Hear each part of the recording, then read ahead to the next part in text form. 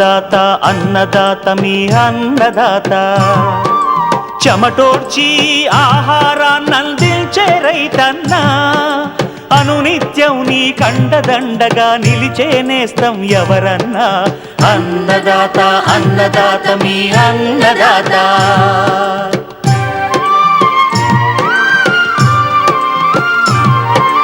నూతన రీతుల సాగుబడికి నూరింతలు పెరిగే దిగుబడికి సూచనలిచ్చే సస్య రక్షణకు పశు పోషణకి శాస్త్ర విజ్ఞానం అందించి ముందుకు నడిపే తెలుగు రైతు భారతదేశానికి మకుటం అయ్యేలా తీర్చిదిద్దే ఆశయంతో మిమ్ము మేలు కొలిపేది అన్నదాత అన్నదాత అన్నదాత మీ అన్నదాత అన్నదాత అన్నదాత మీ అన్నదాత. అన్నదాత ప్రేక్షకులకు నమస్కారం. ఈనాటి ముఖ్యాంశాలు: ఖరీఫ్ మొక్కజొన్న తొలి దశలో చేపట్టాల్సిన యాజమాన్య సస్యరక్షణ చర్యలు, పసుపు పంటలో కలుపు యాజమాన్యం,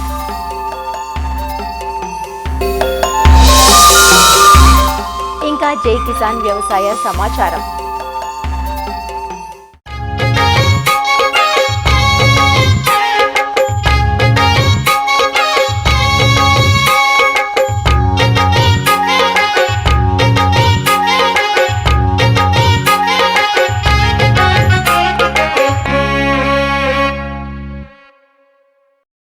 వరి, ప్రత్తి తరువాత తెలుగు రాష్ట్రాల్లో అధిక విస్తీర్ణంలో సాగయ్యే పంట మొక్కజొన్న. మొక్కజొన్నను ఖరీఫ్లో వర్షాధారంగాను, రబీ వేసవిలో నీటి వసతి క్రింద సాగు చేస్తారు. ఈ ఏడాది అడపాదడపా తప్ప ఎక్కడా సరైన వర్షపాతం నమోదు కాలేదు. కొన్ని ప్రాంతాల్లో రైతులు తొలకరి జల్లులకు మొక్కజొన్నను విత్తుకోగా, మరికొన్ని ప్రాంతాల్లో విత్తుకునేందుకు సిద్ధంగా ఉన్నారు. సాధారణంగా మొక్కజొన్నను జూలై 15 లోపు విత్తుకోవాల్సి ఉంటుంది. కానీ వర్షాలు ఆలస్యమైన ప్రాంతాలలో జూలై చివరి వరకు విత్తుకునే అవకాశం ఉంది. మొక్కజొన్నను పంట తొలి దశలో కలుపు, ఆనక పోషక లోపాలు, తర్వాత కత్తెర పురుగు, కాండం తొలచు పురుగు, పేనుబంక వంటి పురుగులు నష్టపరుస్తుంటాయి. అయితే ప్రారంభం నుంచే కొన్ని రకాల యాజమాన్య సస్యరక్షణ చర్యలు చేపడితే దిగుబడులు బాగుంటాయంటూ సూచనలు అందిస్తున్నారు ప్రొఫెసర్ జయశంకర్, తెలంగాణ రాష్ట్ర వ్యవసాయ విశ్వవిద్యాలయం జగిత్యాల ప్రాంతీయ వ్యవసాయ పరిశోధనా స్థానం శాస్త్రవేత్త డాక్టర్ డి శ్రీలత. ఉత్తర తెలంగాణ కానీ తర్వాత దక్షిణ తెలంగాణ మండలంలో మనకి మొక్కజొన్న కూడా ప్రధానమైన పంట. ఈ మొక్కజొన్న ఇప్పటికే మనకి సీజన్ అనేది స్టార్ట్ అయ్యింది. సాధారణంగా మొక్కజొన్నను మనం జూన్ 15 నుంచి జూలై 15 లోపు నాటు పెట్టుకుంటే మనం విత్తుకుంటే చాలా మంచి లాభదాయకంగా ఉంటుంది. ఇకపోతే మనం మొక్కజొన్నకి సాధారణంగా నాటు పెట్టిన మరుసటి రోజే ఒకవేళ వర్షం పడితే సరే, లేదంటే నీటి తడి ఇచ్చిన 24 గంటల నుంచి 48 గంటల లోపు అట్రాజిన్ అనే కలుపు మందుని 1 కేజీ ఒక ఎకరాకి 200 లీటర్ నీటిలో కలిపి పిచికారీ చేసుకున్నట్లయితే మనకు ఒక 20 రోజుల వరకు కూడా ఈ కలుపు అనేది రాకుండా ఉంటుంది. ఇకపోతే రైతు సోదరులు ఒకవేళ వానాకాలంలో విత్తనం పెట్టిన వెంటనే కనుక కలుపు మందు కొట్టుకోలేకపోతే మొక్కజొన్న సుమారుగా 15 నుంచి 20 రోజుల పంట ఉన్నప్పుడు కలుపు వచ్చి 2 నుంచి 4 ఆకుల దశలో ఉన్నప్పుడు మనకి బయట టెంబుట్రయాన్ అనే మందు, లాడిస్ అనే నామంతో దొరుకుతుంది.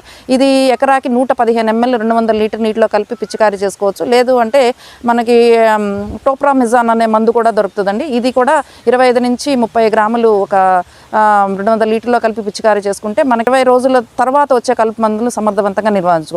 ఇకపోతే రైతులు గుర్తుపెట్టుకోవాల్సింది, మొక్కజొన్న వేసిన 12 నుంచి 15 రోజులు తప్పనిసరిగా ఈ కత్తెర పురుగు అనేది ఉధృతి ఉంటుంది. కాబట్టి కత్తెర పురుగుకి తప్పనిసరిగా మనకి క్లోరాంట్రినిప్రోల్ అనేది మందు దొరుకుతుందండి.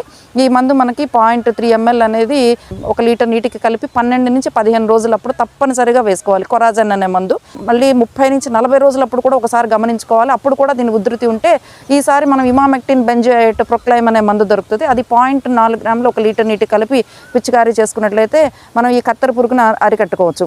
ఈ రసం పీల్చు పురుగులు అవి కూడా మనకు ఒక్కొక్కసారి ఏదైనా తేమ, వాతావరణంలో తేమ ఉండి ఉష్ణోగ్రతలు ఎక్కువగా ఉన్నప్పుడు ఉంటే దానికి మోనోక్రోటోఫాస్ మందు 1.6 ml 1 లీటర్ నీటికి కలిపి పిచికారీ చేసుకోవాలి. ఇకపోతే రైతులు ఈ 2 సార్లు మనము కనుక ఈ కెమికల్ వాడిన తర్వాత ఇంకా మనకి ఏమైనా ఉధృతి గమనిస్తే 9 కేజీలు ఇసుకకి 1 కేజీ సున్నం కలిపి ఈ ఆకు సుడుల్లో వేస్తే ఈ కత్తెర పురుగు అనేది సుడుల్లో ఉంటుంది. కాబట్టి అది కూడా మనం సమర్థవంతంగా అరికట్టుకోవచ్చు ఈ సుడుల్లో కనుక మనం ఇది కొంచెం వేసుకున్నట్టయితే. ఇకపోతే రైతు సోదరులు మొక్కజొన్నలో ప్రత్యేకంగా గమనించుకోవాల్సింది ఏంటంటే ఈ కలుపు తీసుకున్న తర్వాత ఏమాత్రం అవకాశం ఉన్నా ట్రాక్టర్ డ్రాన్ ఇంటర్ కల్టివేటర్లతో అంతర్కృషి కనుక చేసుకున్నట్లయితే బాగా ఏపుగా పెరిగి మంచి కండలు రావడానికి అవకాశం ఉంటుంది. ఇక వానాకాలంలో చేస్తాం కాబట్టి మనకి వర్షాలు సక్రమంగా పడితే ఇరిగేషన్స్ అనేది లేదు. ఏదైనా కారణాల వల్ల వర్షాలు ఆలస్యం అయితే మాత్రం తప్పనిసరిగా మొక్కజొన్నలో తప్పనిసరిగా నీటి తడులు ఇవ్వాలి, లేదంటే దిగుబడులు చాలా తగ్గే అవకాశం ఉంటుంది. సో ఇది మొక్కజొన్న గురించి మనం ప్రధానంగా చెప్పుకోవాల్సిన యాజమాన్య పద్ధతులండి.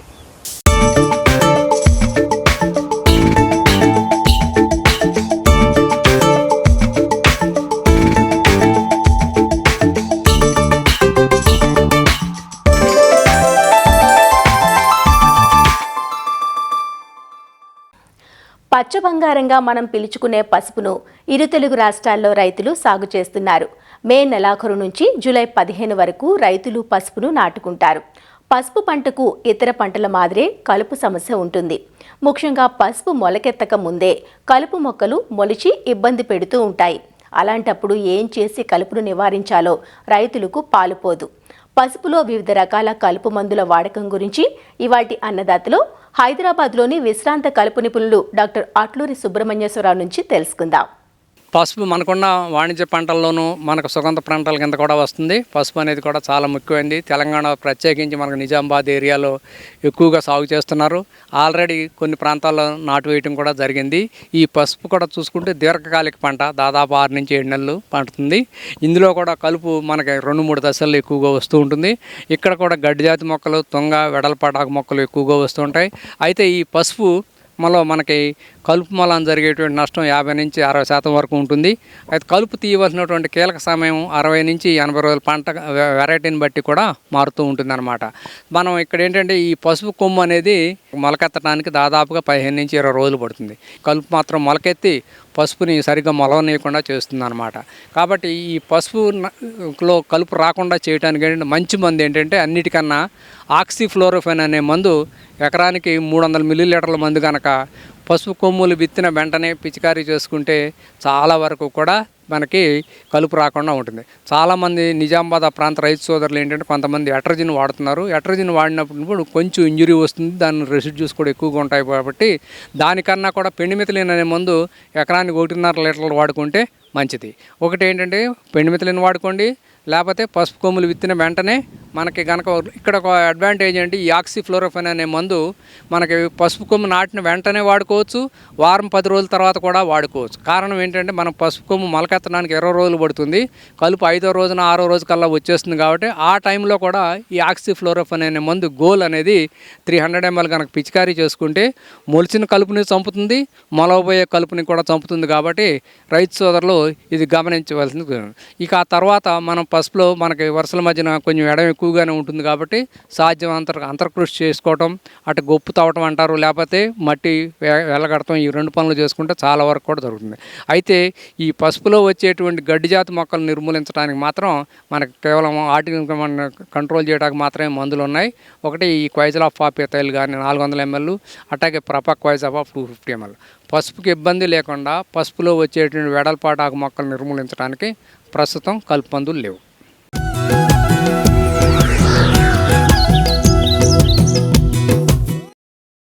అన్నదాత కార్యక్రమం మనం ప్రతిరోజు ఉదయం లేవగానే సుప్రభాతంతో పాటు అన్నదాత కార్యక్రమం కూడా మనం చూస్తుంటాం. ఉదయం 6:30 నుంచి 7 వరకు, అలాగే సాయంత్రం కూడా మనం ఎప్పుడు చూడటం. వాటిలో కూడా చాలామంది రైతులు అన్నదాతలో కార్యక్రమాల్లో వాళ్ళ తాలూకా పండించిన పంటలు కానీ, వాళ్ళు ఏవైనా సూచనలు సలహాలు ఇవ్వాలనుకున్నా, వాళ్ళు చేస్తున్నవి నేర్చుకోవాలనుకున్న అన్నదాత కార్యక్రమం తెల్లవారి రైతులు చాలామంది ఇంట్లో ఉంటే ఖచ్చితంగా చూస్తున్నారు. ఎందుకంటే అలాంటి అన్నదాత మంచి ప్రోగ్రాంకి 30 వసంతాలు పూర్తి చేసుకోవడం చాలా సంతోషంగా ఉంది. సెరికల్చర్, హార్టికల్చర్, వ్యవసాయాలు అన్ని రకాలకు సంబంధించినటువంటి సూచనలు సలహాలు ఇస్తూ మంచి అభివృద్ధి పదంలో వెళ్తుంది. ఇది ఇంకా మరికొన్ని వసంతాలు పూర్తి చేసుకోవాలని మనస్ఫూర్తిగా ఈటీవీ వారికి, ఈనాడు వారికి నా హృదయపూర్వకమైన అభినందనలు తెలియజేస్తున్నాను.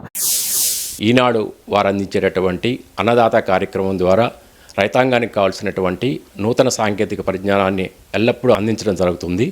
దాని ద్వారా ఎంతోమంది రైతులు అన్ని విషయాలని తెలుసుకొని మన వాళ్ళ సాధక బాధకాలు అన్నిటి తెలుసుకొని ముందు వాటిని ఆచరించి అధిక ఆదాయాన్ని గడిస్తున్నారు.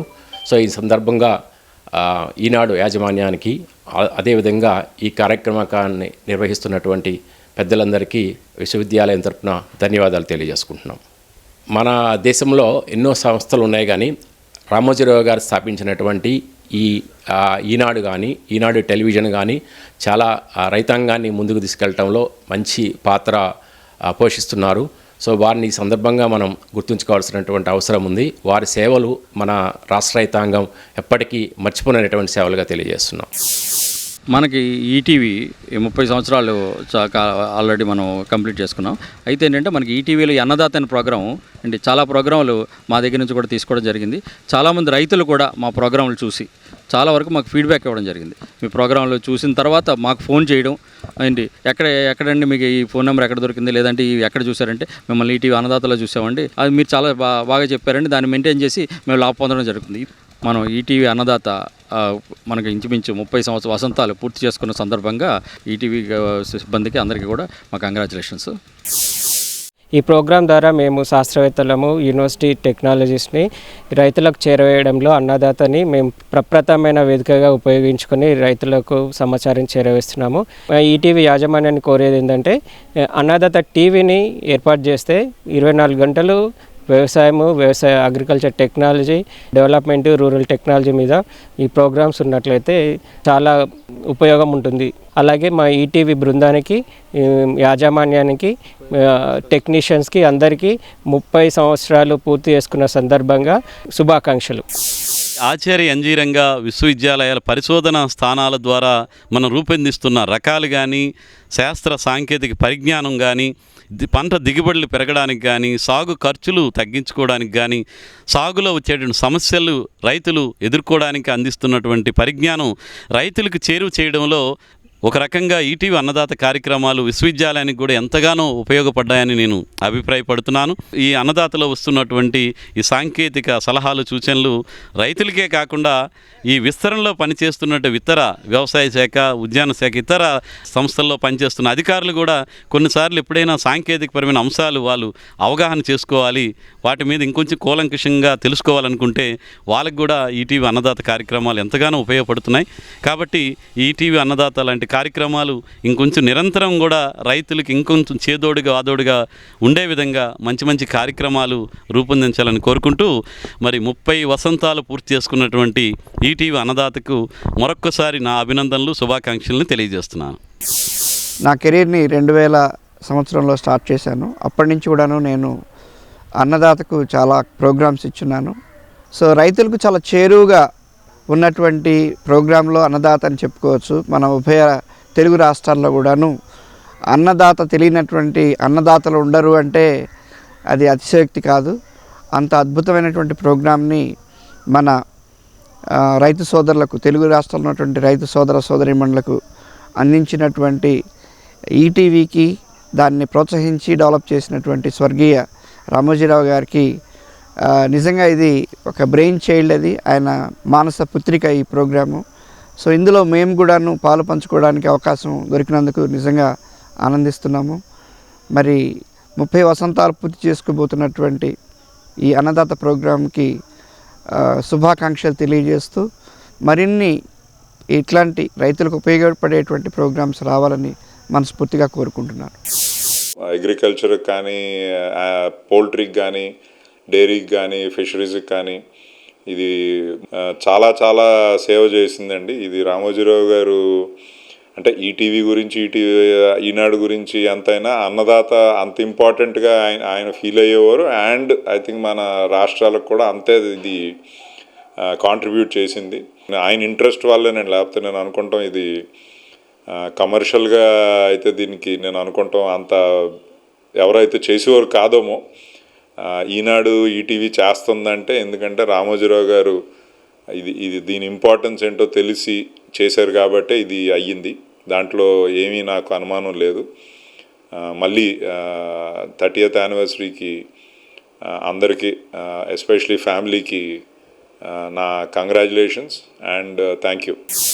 రైతు కృషి వల్యుడు దురదృష్టి కలిగిన కీర్తిశేషులు రామోజీరావు గారికి వారికి నివాళులు అర్పిస్తూ వారి సాంకేతిక బృందాన్ని అభినందిస్తూ ఈ రైతులకు సంబంధించిన సాంకేతిక పరమైన నూతన వ్యవసాయ పద్ధతులతో పాటుగా వ్యవసాయము, పాడి పరిశ్రమ, కోళ్ళ తర్వాత పట్టు పరిశ్రమ, ఉద్యాన రంగాల అభివృద్ధిలో రైతులకు కావాల్సిన సాంకేతిక సమాచారాన్ని సేకరిస్తూ వారికి అందిస్తూ, అంతేకాకుండాను మా మార్కెటింగ్ రంగంలో కూడా రైతులకు ఎంతో సాంకేతిక పరమైన అంశాలని వారికి సంబంధించిన సాంకేతిక సలహాలు అందిస్తూ రైతు యొక్క అభివృద్ధికి తోడ్పడుతున్న ఈటీవీ అన్నదాత శాస్త్రీయ పరంగా వారి చేస్తున్న కృషికి అభినందనలు తెలుపుతూ ఇది ఇంకా మున్ముందుకు వెళ్తూ తెలుగు రాష్ట్రాలలోని 2 రాష్ట్రాల్లోని రైతులకి వారి యొక్క ఆర్థిక అభివృద్ధి పెంపొందించడంలో ఉన్నతమైన కృషి చేస్తూ ఉన్నది. 90స్లో స్టార్ట్ అయినటువంటి ఈ ప్రోగ్రాము జూన్కంతా 30 వసంతాలు పూర్తి చేసుకొని రైతు సేవలో వ్యవసాయము, పండ్ల తోటలు, పాడి రైతులకు సాంకేతిక పరిజ్ఞానాన్ని అందించడంలో ఇతోధికంగా ఎంతో తోడ్పాటు అందించింది.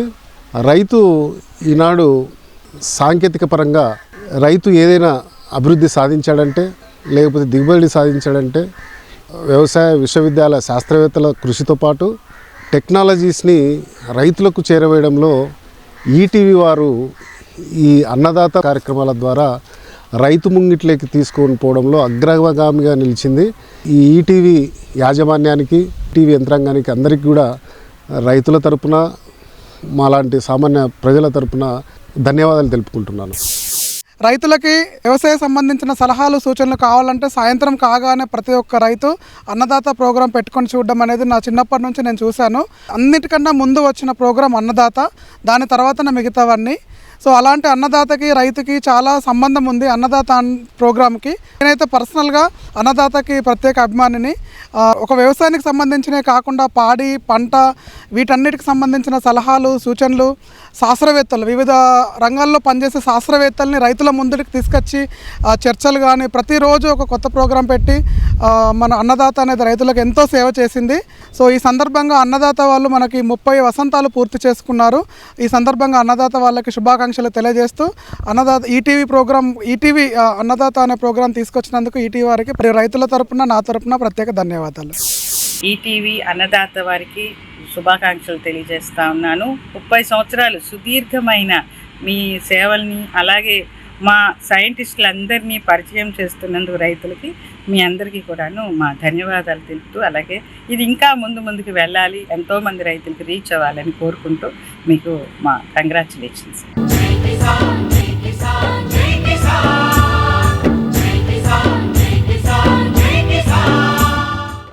వ్యవసాయ సమాచారం ఇప్పుడు జై కిసాన్లో చూద్దాం. పత్తి సాగు విస్తీర్ణంతో పాటు దిగుబడులు పెంచే విధానాలపై తెలంగాణ ప్రభుత్వం ప్రత్యేక చర్యలు చేపడుతోంది. ఇందులో భాగంగా కాటన్ ప్రొడక్టివిటీ మిషన్, కపాస్ కాంతి మిషన్ పేరుతో పత్తి సాగు చేసే రైతులను ప్రోత్సహిస్తున్నారు. మహబూబ్నగర్ జిల్లా జడ్చర్ల మండలంలో ఈ పథకం కింద 40 హెక్టార్లు కేటాయించి రైతులకు విత్తన పంపిణీ చేపట్టారు. పత్తిలో అధిక సాంద్ర విధానంలో మొక్కల మధ్య దూరం తగ్గించడం వల్ల రైతులకు కూలీల ఖర్చు తగ్గడంతో పాటు అధిక దిగుబడులు సాధించే అవకాశం ఉంటుందంటూ అధికారులు వివరిస్తున్నారు. మన జిల్లాలో వానాకాలంలో దాదాపుగా 1,90,000 ఎకరాల వరకు పత్తి వేస్తారనే అంచనా ఉండింది. అయితే ప్రభుత్వం యొక్క ఒక స్కీము ఏదైతే వచ్చిందో, కాటన్ మిషన్ అనే ఒక స్కీమ్ వచ్చింది. ఈ కాటన్ మిషన్లో ముఖ్యంగా 3 రకాల పద్ధతులను ప్రభుత్వం చేయమని చెప్పేసి శాస్త్రవేత్తలు పరిశోధించిన తర్వాత వచ్చిన ఫలితాలను బట్టి క్షేత్రస్థాయిలో ఇంప్లిమెంట్ చేయమని చెప్పేసి మనకు ఆదేశించింది. అందులో భాగంగా 3 రకాలు, అదేంటంటే హై డెన్సిటీ ప్లాంటింగ్ ఒకటి, క్లోజ్ స్పేసింగ్ ఒకటి, ఇంటిగ్రేటెడ్ క్రాప్ మేనేజ్మెంట్ అనేది, ఇట్లా 3 రకాల పత్తి సాగు పద్ధతులు చేయమని చెప్పేసి మనకి క్షేత్రస్థాయిలో ప్రభుత్వం ఆదేశించింది. పత్తి యొక్క దిగుబడి పెంచడం కోసం అని చెప్పేసి మిషన్ ఆన్ కాటన్ ప్రొడక్టివిటీ అని ఒకటి ఏర్పాటు చేయడం జరిగింది. అది ఈ సంవత్సరం నుంచి 2026 నుంచి 2031 వరకు కూడా ఈ యొక్క ప్రోగ్రామ్ అనేది నడుస్తూ ఉంటుంది. అయితే ఇందులో మేజర్గా పత్తి పండించే ప్రాంతాల్లో కొన్ని ఇప్పుడు మన తెలంగాణలో 19 జిల్లాలు సెలెక్ట్ చేశారు. ఈ మహబూబ్నగర్లో మన జడ్చర్ల ప్రాంతంలో మన యొక్క డివిజన్లో 5 మండలాలు కూడా సెలెక్ట్ చేయడం జరిగింది. ఇప్పటికే చాలా చోట్ల మనకు పత్తి అనేది విత్తడం జరిగింది. ఎక్కడైనా విత్తనే చోట ఉంటే అట్లాంటి చోటనే మనం రైతులను సెలెక్ట్ చేసుకోవడం జరుగుతుంది. మనకు ముఖ్యంగా హై డెన్సిటీ అంటే మనము నార్మల్గా వేసే పత్తి కంటే కూడా ఇందులో మనము మొక్కకి దూరము తగ్గించడము, అలాగే వరుసకి కూడా దూరంని తగ్గించి మొక్కల యొక్క సాంద్రతను పెంచుతాము. అంటే హై డెన్సిటీ ప్లాంటింగ్ అంటే మొక్కల యొక్క సాంద్రతను పెంచుతాము. అలాగే క్లోజర్ స్పేసింగ్ ఇది కూడా అలాంటిదే.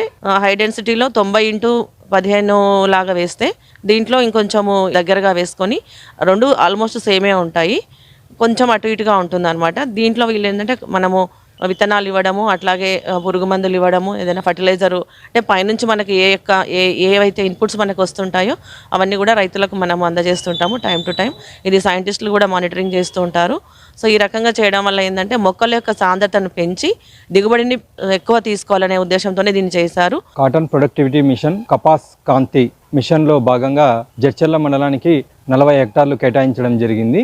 ఈ 40 హెక్టార్లకు కూడా HDPS మరియు క్లోజర్ స్పేసింగ్ ICM అనే డెమోల కింద విత్తనాలు రావడం జరిగింది.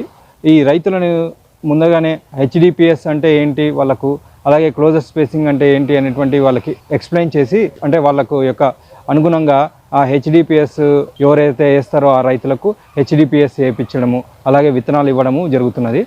నెల్లూరు నగరంలోని జిల్లా వ్యవసాయ శాఖ ప్రధాన కార్యాలయంలో కృషి భవన్ సమావేశ మందిరాన్ని కలెక్టర్ ప్రారంభించారు. రైతులకు శిక్షణ కార్యక్రమాలు, సమావేశాలు నిర్వహించేందుకు ఈ భవనం ఉపయోగపడుతుందన్నారు. ఇప్పటికే జిల్లాలో రైతులకు ప్రభుత్వ పథకాలు, ఆధునిక సాంకేతికతను క్షేత్రస్థాయిలో చేరవేసేందుకు ప్రతి గ్రామం నుంచి ఒక రైతును ఛాంపియన్ ఫార్మర్గా ఎంపిక చేసే కార్యక్రమాన్ని విజయవంతంగా అమలు చేస్తున్నట్లు తెలిపారు. వ్యవసాయ, ఉద్యానవన, పశుసంవర్ధక, మత్స్యశాఖ అధికారులు సమన్వయంతో ఒక బృందంలా పనిచేస్తూ రైతుల సంక్షేమానికి కృషి చేస్తున్నారని కలెక్టర్ అభినందించారు. మన లాస్ట్ ఇయర్ ఒక మంచి ఆలోచనతో ఛాంపియన్ ఫార్మర్స్ అనేది ఒక కాన్సెప్ట్ తీసుకుని రావడం జరిగింది. దీని కింద జిల్లాలో 700 గ్రామం ఉంటే ప్రతి గ్రామం నుంచి ఒక ఫార్మర్ని ఛాంపియన్ ఫార్మర్గా ఐడెంటిఫై చేసుకొని వాళ్ళ ద్వారా మనకి దగ్గర ఉన్న మంచి స్కీమ్స్ కానీ, మంచి ఇన్నోవేటివ్ స్టెప్స్ కానీ క్షేత్రస్థాయికి ఎలా వెళ్ళాలి అనేది ఆలోచనతో ఈ కాన్సెప్ట్ తీసుకుని రావడం జరిగింది. అదే క్రమంలో ఈరోజు పంచాయతీరాజ్ ఆధ్వర్యంలో ఈ బిల్డింగ్ కూడా చాలా తక్కువ టైంలోనే కట్టడం జరిగింది. దీనివల్ల చాలా లాభం ఉంటుంది. మోస్ట్లీ ఎవరు సీనియర్ ఫార్మర్స్ ఉన్నారు, ఈ ప్రోగ్రెసివ్ ఫార్మర్స్ ఉన్నారు, ఛాంపియన్ ఫార్మర్స్ వాళ్ళతో రెగ్యులర్ మీటింగ్ పెట్టవచ్చు. ఏడీస్తో మీటింగ్ పెట్టినప్పుడు కూడా కొంచెం మంచిగా ఉంటుంది. మెసేజ్ కొంచెం ఫాస్ట్గా ఫీల్డ్ స్థాయికి వెళ్ళడం జరుగుతుంది. మరిన్ని విభిన్న అంశాలతో రేపటి అన్నదాతలో మళ్ళీ కలుసుకుందాం. నమస్కారం. అన్నదాతలు తమ సందేహాలు, సమస్యలను 1800-425-4085 టోల్ ఫ్రీ నంబర్లో ఉదయం 10 నుంచి 11 గంటల మధ్య పని దినాలలో సంప్రదించగలరు. ఈ కార్యక్రమాన్ని యూట్యూబ్లో www.youtube.com/annadata ETV లింక్ ద్వారా వీక్షించవచ్చు.